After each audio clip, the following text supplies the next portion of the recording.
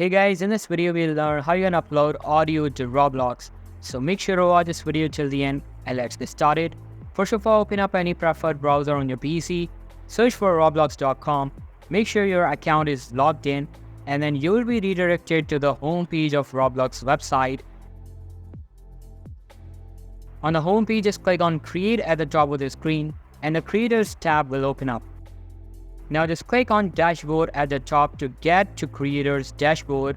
Here go over to Development Items and select Audio.